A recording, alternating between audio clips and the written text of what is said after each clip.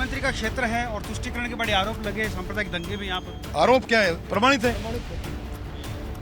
है। जालोरी गेट चौराहे के ऊपर जिसको लाल चौक बनाने का प्रयास किया गया, जिस प्रकार की घटना घटती है वो सदापुरा की नहीं, पूरे देश पे कलंक होता है। हमारे साथ बीजेपी के प्रत्याशी महेंद्र सिंह राठौड़ हैं, उनसे बात करेंगे। राठौड़ साहब, मुख्यमंत्री की सीट रही है, बड़ा कड़ा टक्कर है।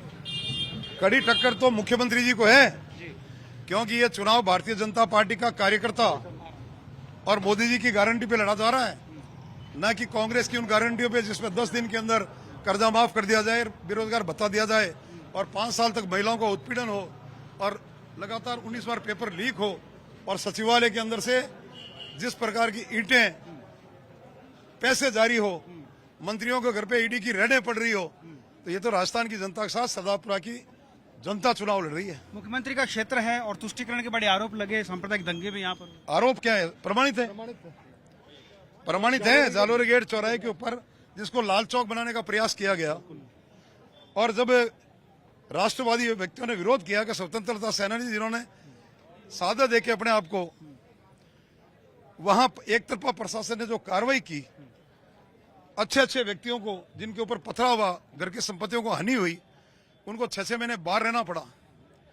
कोरोना के अंदर राशन सामग्री के रूप में वर्ग विशेष को दिया गया। कन्हैयालाल की अगर जिस प्रकार की घटना घटती है वो सदापुरा की नहीं, पूरे देश पे कलंक होता है। और जब जयपुर में अगर एक घटना घट जाती है तो 1 घंटे के अंदर हाथों हाथ 50 लाख रुपया संविदा की नौकरी दे दी जाती है।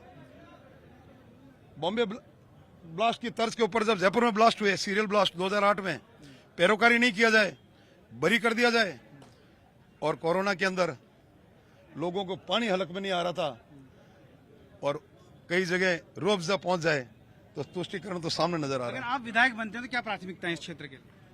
मॉडल विधानसभा बनेगी जहां कानून को प्राथमिकता होगी और जहां उपेक्षित किया गया है, जो अपेक्षित है, अपेक्षित तो उपेक्षित के रूप के अंदर एक ऐसा क्षेत्र ताकि उनको खुद को मूल्यांकन करना पड़े कि मेरे को जनता ने इतनी बार मौका दिया और मैं चूक गया, और उन्हीं की वो लाइन हर गलती कीमत मांगती है।